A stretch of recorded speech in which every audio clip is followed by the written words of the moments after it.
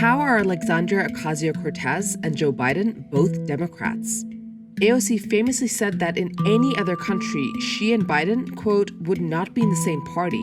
And yet, in the United States, they are both under the Big Tent Democratic name. The Congresswoman is pointing out the deep differences over basic ideology and policy between the party's establishment and the growing progressive wing. The Democratic Party is a center or center conservative party. It also has to do with the way politics is structured in the US. Look, Democrats, I know you're having a rough time. You hate being lost in the wilderness. One arm is doing kettlebell swings to Rage Against the Machine, and the other arm is doing bicep curls to the Hamilton soundtrack. Today, it seems the main thing Democrats can agree on is that they need to beat Donald Trump. It's like in the sci-fi movie where everybody's fighting on Earth, but the only thing that can unite humanity is an alien invasion. So what are you voting for when you vote for the Democratic Party? We're going to look at the ideological rift among Democrats and what the future holds for the Blue Party. First, let's take a look at who's voting for the Democrats. 40% of the Democratic Party electorate is non-white. By contrast, 17% of the Republican Party electorate is non-white. The Democratic Party voters are also generally younger. 53% of millennials identify with Democrats, and 56% of women voters are leaning towards the Blue Party. But what are they voting for when they cast their ballot for the Democratic Party? Well, it depends on who you ask. Broadly speaking, there are two ideological camps within the party. There's the AOCs and Sanders versus Pelosi's and Biden's.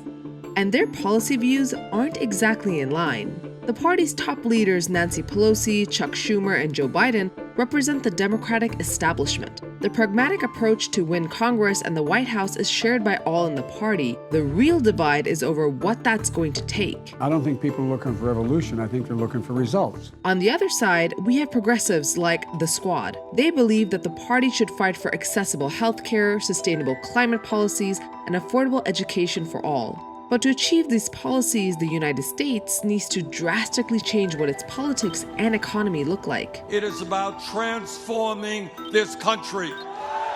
And that's where the progressive movement challenging the establishment comes in. Take Justice Democrats, for example. He has the backing of the Justice Democrats. Jamal Bowman is a longtime educator and a middle school principal in the Bronx. They're a federal PAC whose mission is to, quote, elect a new generation of diverse, working-class Democrats. And this is Alexandra Rojas. This footage is from Justice Democrats, and Rojas was behind the successful campaign that recruited Alexandria Ocasio-Cortez to help her become the youngest member of Congress in 2018.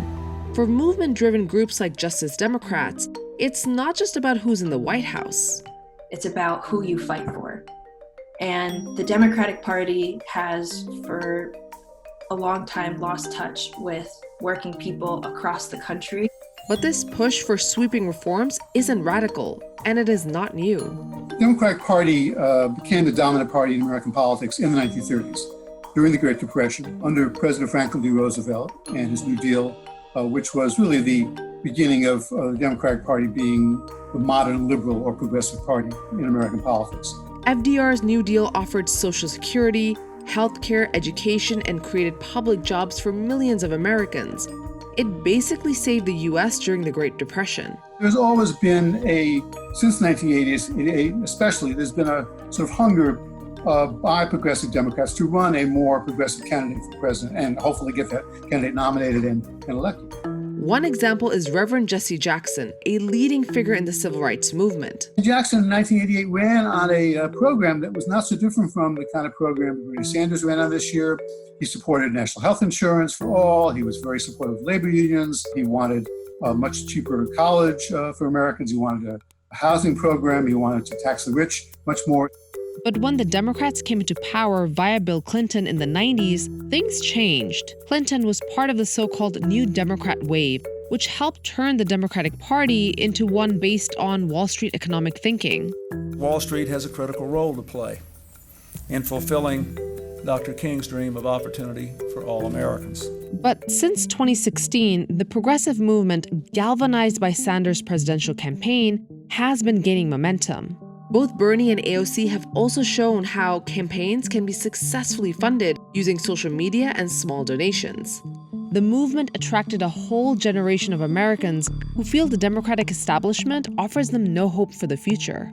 Today's young people are the first in US history who will be poorer than their parents. So many say they want major reforms to change the party's status quo. Whether you look back at abolitionist movement, the civil rights movement, the labor movement, the gay rights movement, there has always been pushback against these more progressive, universal ideas until they get implemented.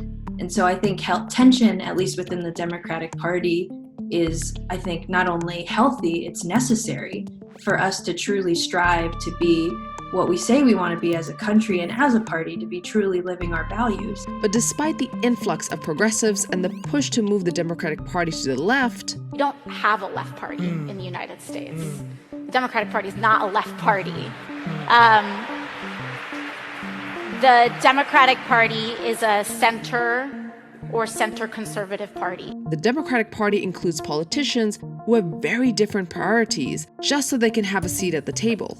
More moderate and conservative Democrats still want to make sure the party can win a very big majority by appealing to those who are to the right of the center of the Democratic Party, often vote for Republicans, like Donald Trump most recently, whereas the left wing of the party has always wanted to enlarge the electorate to win over many non-voters, especially young voters, especially voters of color, Black, brown, Asian American voters, who they think will be attracted much more to a more progressive left-wing platform. As a result, the establishment and progressives differ on many issues. For example, when it comes to healthcare, progressives are calling for universal coverage through a government-run system, or Medicare for all.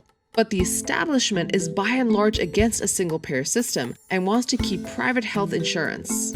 In fact, the Democratic National Committee, which represents the Democratic Party's establishment, blocked Medicare for all from the party's list of priorities. Another issue where Democrats are scrambling to pull together is policing. Activists and some progressive Democrats are on board with defunding police, but senior party members like Chuck Schumer and Nancy Pelosi only propose a bill to restrict excessive police force and bolster transparency. I think for a lot of folks who have traditionally been in leadership, the police and law enforcement officers are viewed as trustworthy entities and agencies. This is Alexis Rogers. She just left her post as president of Virginia Young Democrats in May. But for so many people, especially young, queer Black people like me, the police have not always been that force for good that, has been projected, in your traditional information sources. Alongside this ideological split that's happening in the Democratic Party, there's also another split happening at the same time, a generational one. Like Rogers, more new and younger faces are running for seats in Congress, state legislatures, and city halls. For a lot of young people, we believe that the system is fundamentally broken. It's not working for people. And in order to fix the system, we have to make large structural changes to redo it in a way that actually serves working people, serves communities of color. So where are we today? Because the two-party system is dominant, progressive activists have chosen to work within the Democratic Party at the grassroots level. Basically, they're pulling the party leadership to the left on policy issues. The Biden campaign, I think, very shrewdly has made itself open to more left-wing demands. Biden especially appeared to have warmed up to the Green New Deal. Joe Biden, just to give a metric of where the Democratic Party is going, started off this race saying, we're going to do something by 2050. That was his climate plan.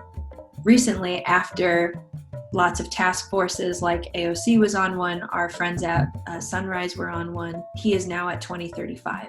But for many progressive groups, reshaping the Democratic Party isn't just about the presidency in the long run. It's about where the party's going ideologically and ultimately what the party stands for. I think it is imperative that we defeat Donald Trump. It is also imperative that we hold all of our elected leaders accountable, no matter what party they're in. And that's where I think we have not been doing as a Democratic Party.